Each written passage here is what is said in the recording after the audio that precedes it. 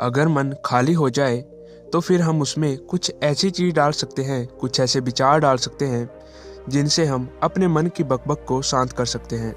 जो विचारों का सैलाब हमारे मन में चलता रहता है, उन्हें हम रोक सकते हैं। और अगर एक बार मन की बकबक रुक जाए तो फिर हम मन से जो चाहे वो करवा सकते हैं। इसीलिए अगर मन की बकबक को शांत करना चाहते हो तो इस कहानी को सुनना आपके लिए बहुत ज़रूरी है। एक बार की बात है, एक नगर में एक युवक रहता था। उसका नाम गोपाल था। गोपाल को एक समस्या थी और उसकी समस्या यह थी कि उसका मन हर समय भटकता रहता था। उसके मन में हर समय कोई ना कोई नकारात्मक विचार चलते रहते थे। उसके मन की बकबक कभी शांत नहीं होती थी। वह जब भी कुछ सोचता या फिर करता तो कुछ अलग ही कर देता। कभी वह अपने अतीत के बारे में सोचकर पछताता था कि काश मैंने उस काम को, उस समय को ऐसा कर दिया होता, उस काम को वैसा कर दिया होता, या फिर अपने भविष्य के बारे में सोचता रहता और डरता रहता कि कहीं ऐसा हो गया तो क्या होगा, कहीं मैं असफल हो गया तो क्या होगा, अगर मुझसे कोई गलती हो गई तो लोग मेरा मजाक उड़ाना शुरू कर देंगे। और ऐसे कई सारे नकारात्मक व असफलता से भरे विचार उसके मन में हर समय चलते रहते। वह हमेशा ही अपने विचारों में खोया रहता। वो अपने विचारों से मुक्ति पाना चाहता था। गोपाल चाहता था कि उसके मन में कोई भी फालतू विचार ना आए, लेकिन हर समय उसके मन में विचारों का सैलाब उठता रहता। इसलिए वह बहुत परेशान था। फिर एक दिन उसे किसी ने बताया कि यहाँ पास के ही जंगल में एक बौद्ध भिक्षु रहते हैं, उसके पास जाओ, वो तुम्हारी मानसिक समस्या का समाधान अवश्य कर देंगे। यह सुनकर गोपाल तुरंत बौद्ध भिक्षु के पास चला जाता है और अपनी सारी समस्या को बताता है। बौद्ध भिक्षु भी गोपाल की बात को बड़े ध्यान से सुनते हैं और उससे कहते हैं कि तुम मुझसे क्या जानना चाहते हो। यह सुनकर गोपाल कहता है कि महाराज, मैं अपने मन को शांत व खाली करना चाहता हूँ। मैं आपसे यह जानना चाहता हूँ कि मन को खाली व शांत कैसे करते हैं। मेरा मन विचारों से भरा रहता है। मेरा ध्यान एक जगह लग ही नहीं पाता है। मैं एक चीज करता हूँ तो दूसरी चीज पर पहुँच जाता हूँ और ऐसा करते करते मेरे मन में हजारों विचार चलते रहते हैं और यह कब होता है मुझे पता भी नहीं चलता। बहुत देर बाद मुझे एहसास होता है कि मैं क्या करने बैठा था और क्या सोच रहा हूँ। महाराज, मैं अपने मन को विचारों से खाली कर देना चाहता हूँ। मैं चाहता हूँ कि मेरे मन में एक भी विचार ना आए। जब मैं चाहूँ तभी मेरे मन में विचार आए। बौद्ध भिक्षु ने कहा, किसी समस्या का समाधान तभी निकाला जाता है जब हम उस समस्या की जड़ तक पहुँच जाते हैं, समस्या को ठीक से समझते हैं और जानते हैं। जिस मन को तुम खाली करना चाहते हो, क्या तुमने उस मन को कभी भी थोड़ा बहुत समझा है, जाना है? यह सुनकर गोपाल ने कहा कि महाराज, मैंने मन को जानने की बहुत कोशिश की है, लेकिन मैं जितना इसके बारे में जानता हूँ ये उतना ही रहस्यमय हो जाता है। फिर बौद्ध भिक्षु ने गोपाल को एक घड़ा देते हुए कहा कि जाओ, इस घड़े को छोटे छोटे पत्थरों से भर के लेके आओ। फिर गोपाल वहां से गया और उस घड़े में छोटे छोटे पत्थर भर कर ले आया और उस घड़े को बौद्ध भिक्षु के पास रख दिया। फिर बौद्ध भिक्षु ने गोपाल से कहा कि तुम इस घड़े को अपना मन समझो और इस घड़े में भरे पत्थरों को अपने विचार। अब इस घड़े में और पत्थर डालो। गोपाल ने घड़े में पत्थर डालना शुरू किया। घड़ा पहले से भरा हुआ था। एक दो पत्थर डालने के बाद बाकी सारे पत्थर नीचे गिरने लगे। फिर बौद्ध भिक्षु ने गोपाल से कहा कि रुको जरा, ध्यान से देखो। अब घड़े में पत्थर नहीं आ रहे हैं, बल्कि वह नीचे गिर रहे हैं, क्योंकि यह एक घड़ा है। जो इसमें आ सकता था वो इसमें आ गया। अब इसमें और पत्थर नहीं आएंगे। अगर दूसरे पत्थर डालने हैं तो पहले वाले पत्थरों को निकालना होगा। ये सुनकर गोपाल ने कहा कि महाराज, मैं समझ गया हूँ कि आप मुझे क्या बताना चाहते हैं। हमें अपने मन को विचारों से खाली कर देना चाहिए। बौद्ध भिक्षु मुस्कुराए और कहा कि पहले पूरी बात को तो समझो, उसके बाद मन को खाली कर लेना। फिर बौद्ध भिक्षु ने गोपाल से कहा कि हमारा मन एक घड़े के बिल्कुल उल्टा है, क्योंकि घड़े को तुम पत्थरों से भर सकते हो, लेकिन मन को विचारों से नहीं भर पाओगे, क्योंकि मन तो हमेशा खाली रहता है। यह सुनकर गोपाल ने कहा कि महाराज, मुझे कुछ भी समझ नहीं आ रहा है। मन अगर खाली रहता है तो फिर हम उसे खाली क्यों करने लगते हैं? मन को खाली करने की क्या ही आवश्यकता है? बौद्ध भिक्षु ने कहा कि इस घड़े में से सारे पत्थरों को एक एक करके बाहर निकालो। गोपाल ने वैसा ही किया। वो घड़े में से एक एक करके पूरे पत्थरों को बाहर निकालता रहा और ऐसा करते करते अंततः घड़ा खाली हो गया। फिर बौद्ध भिक्षु ने गोपाल से कहा कि देखा तुमने, जब तुमने एक एक करके पत्थरों को घड़े से बाहर निकाला तो यह घड़ा खाली हो गया। अब तुम इस घड़े में कोई भी पत्थर डाल सकते हो, दूसरे पत्थर डाल सकते हो या फिर उन्हीं पत्थरों को दोबारा डाल सकते हो। आधा भर सकते हो या फिर इसे तुम पूरा भी भर सकते हो। गोपाल ने कहा कि महाराज, मैं भी तो यही कह रहा हूँ कि मुझे अपने मन को खाली करना है। यह एक पत्थर है, इसको आसानी से निकाला जा सकता है और घड़े को खाली किया जा सकता है, लेकिन मैं अपने मन को खाली कैसे करूं? फिर बौद्ध भिक्षु ने कहा कि इस घड़े में एक पत्थर डालो और दो पत्थर निकालो। ये सुनकर गोपाल ने कहा कि महाराज, ऐसा कैसे हो सकता है? जब इस घड़े में एक पत्थर होगा तो एक ही पत्थर निकलेगा, दो कैसे निकलेंगे? फिर बौद्ध भिक्षु ने कहा कि ऐसा नहीं हो सकता, तो ऐसा करो कि इस घड़े में दो पत्थर डालो और चार निकालो। गोपाल ने कहा कि महाराज, ऐसा कैसे हो सकता है? ये कोई चमत्कारी घड़ा तो है नहीं कि एक डालो तो दो निकल आएंगे, दो डालो तो चार निकल आएंगे। यह सुनकर बौद्ध भिक्षु ने कहा ये घनत्व चमत्कारी नहीं है, लेकिन तुम्हारा घड़ा यानी तुम्हारा मन, ये तो चमत्कारिक है। इसमें से अगर तुम एक विचार बाहर निकालते हो तो उसके साथ दो विचार आते हैं। जब तुम उन दो विचारों को पकड़ते हो तो उसके साथ चार विचार निकलते हैं और फिर ऐसा करते करते विचारों की एक लंबी श्रृंखला बन जाती है और फिर तुम कहीं नहीं रुकते, एक के बाद एक विचारों को पकड़ते जाते हो। यह मिट्टी का घड़ा तो पत्थरों से भर जाएगा, लेकिन तुम्हारा मन कभी नहीं भरता। वो हमेशा खाली है, लेकिन वह खाली नहीं करता। ये इस मन की माया है कि सब कुछ है लेकिन फिर भी कुछ नहीं। गोपाल ने कहा कि महाराज, मैं आपकी बात समझ रहा हूँ, लेकिन क्या मैं हमेशा अपने विचारों के जाल में ही फंसा रहूंगा? क्या मन के इस माया जाल से निकलने का कोई रास्ता नहीं है?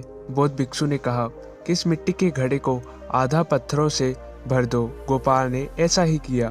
फिर बौद्ध भिक्षु ने कहा कि अब इन पत्थरों में से कोई एक पत्थर चुनो और उस पत्थर की एक छोटी सी मूर्ति बनाकर मुझे दे दो। मैं जानता हूँ कि तुम एक अच्छे कलाकार हो।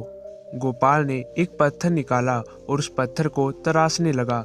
पत्थर को देखकर गोपाल को लगा कि ये पत्थर अच्छा नहीं है। फिर उसने दूसरा पत्थर घड़े से निकाला, लेकिन उसे वो पत्थर भी पसंद नहीं आया। फिर उसने तीसरे पत्थर को निकाला, लेकिन वो तीसरा पत्थर भी उसे पसंद नहीं आया। उसका रंग अच्छा नहीं था।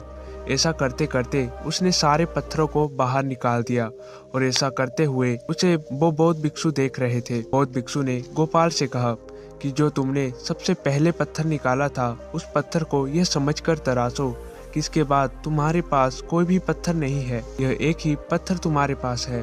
फिर गोपाल ने उस पत्थर को तराशना शुरू किया और उससे एक बहुत ही सुंदर मूर्ति बनाई और बौद्ध भिक्षु को भेंट की और बौद्ध भिक्षु से कहा कि महाराज, इस पत्थर से इतनी सुंदर मूर्ति बन सकती थी, मैं यह सोच भी नहीं सकता था।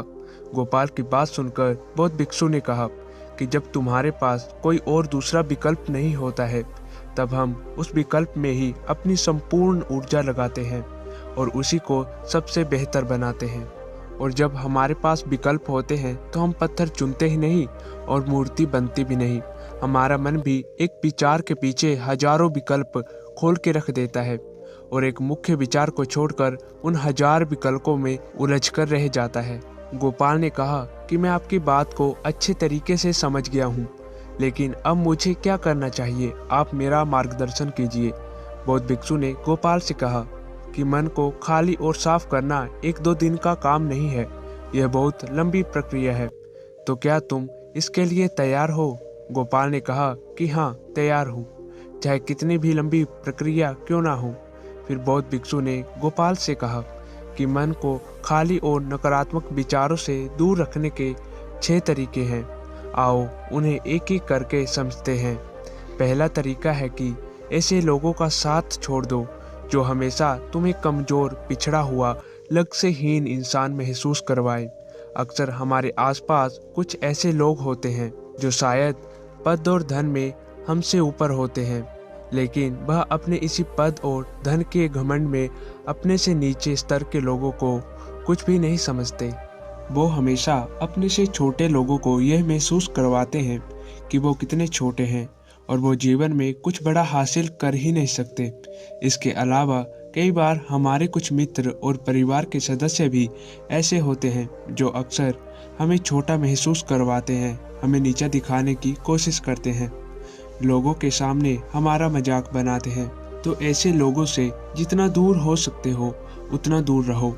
यह लोग ऐसे होते हैं जो तुम्हारी नज़रों में तुम्हारी गरिमा को नष्ट करके तुम्हें लग से हीन बनाते हैं और फिर तुम्हें खुद की काबिलियत पर शक होना शुरू हो जाता है।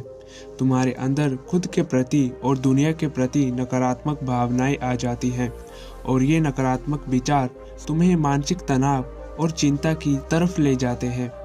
दूसरा तरीका यह है कि तुम बहुत ही कम और चुनिंदा लोगों को अपना मित्र बनाओ। ऐसे लोगों को ही अपना मित्र बनाओ जिनसे तुम खुद सीख सकते हो, जिनकी तुम इज्जत कर सकते हो, जो तुम्हारी भावनाओं को समझ सके, जिनकी सोच तुमसे मेल खाती हो, जो जीवन में आगे बढ़ने में तुम्हारी सहायता करे।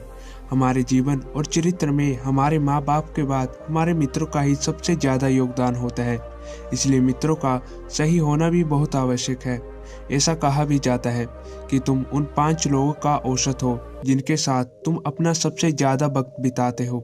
अगर तुम्हारे आसपास के 5 लोग जिनके साथ तुम अपना सबसे ज़्यादा वक्त बिताते हो वो ईमानदार है तो तुम भी धीरे धीरे ईमानदार होना शुरू कर दोगे। अगर वो 5 लोग अमीर हैं तो तुम भी धीरे धीरे अमीर बनना शुरू कर दोगे। मेरे कहने का मतलब है कि तुम वही बनते हो जैसे लोगों के साथ तुम अपना समय बिताते हो। किसी महान दार्शनिक ने कहा था कि तुम मुझे किसी भी इंसान के मित्रों से मिलवा दो, मैं उसके मित्रों को देखकर उस इंसान का भविष्य बता दूंगा। हमारी सबसे बड़ी समस्या यह है कि हम लोगों को ना नहीं बोल पाते हैं। जिन लोगों के साथ हम रहना पसंद भी नहीं करते हैं, ना चाहते हुए भी हम उन नकारात्मक लोगों के साथ अपना वक्त बिताते रहते हैं। इसलिए हमें सबसे पहले उन लोगों को अपनी ज़िंदगी से ना बोलना है जिनके साथ रहकर हमें यह लगता है कि यह हमारी ज़िंदगी खराब कर रहे हैं। अगर यह हमारी ज़िंदगी में ना हो तो हम शायद ज़्यादा खुश रहेंगे। तीसरा तरीका कि तुम अपना अतीत नहीं बदल सकते लेकिन तुम अपना वर्तमान अवश्य बदल सकते हो। इसलिए पूरी तरह से वर्तमान में रहते हुए उन चीज़ों पर, उन कामों पर ध्यान दो जो तुम्हारे नियंत्रण में है, जिन्हें तुम आज कर सकते हो, जिन्हें तुम आज बदल सकते हो। मेरी एक बात हमेशा याद रखना, केवल वर्तमान में ही रहकर भविष्य को संवारा जा सकता है। इसलिए वर्तमान में जीने की आदत डालो। चौथा तरीका है कि स्वच्छ और पौष्टिक खाना खाओ। हमारा शरीर ऊर्जा से चलता है और हम जैसा खाना खाएंगे वैसी ही ऊर्जा हमारे शरीर को मिलेगी। अगर हमारा शरीर स्वस्थ नहीं रहेगा तो हमारा मन स्वच्छ कैसे रहेगा।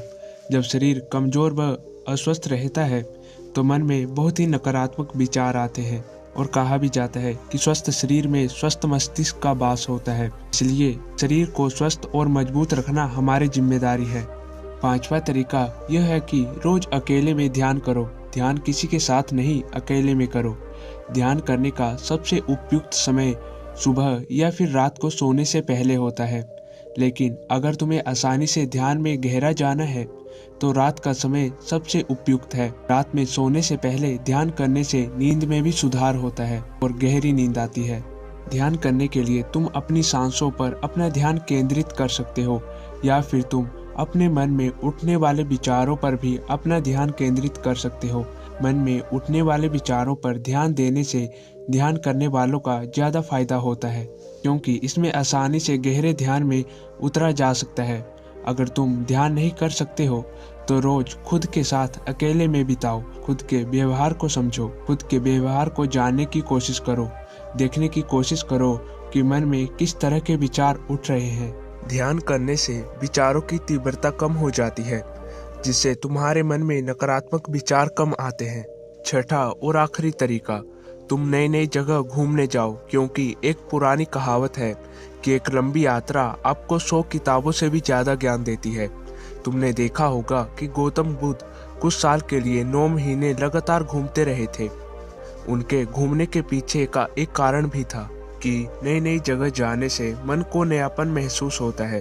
जिससे हमारा मन उत्साहित रहता है। फिर बौद्ध भिक्षु ने कहा कि मन के जाल में मत फंसो, मन को खाली करने की कोशिश मत करो, ध्यान को केंद्रित करो। अपने ध्यान में एकाग्रता लाओ, जो कर रहे हो उसे अंतिम समझकर करो। उस काम को ऐसे करो कि उसके बाद तुम्हें कुछ भी नहीं करना है। और जब दूसरे विचार पर कार्य करो तो सिर्फ उसी पर कार्य करो, किसी तीसरे विचार पर नहीं।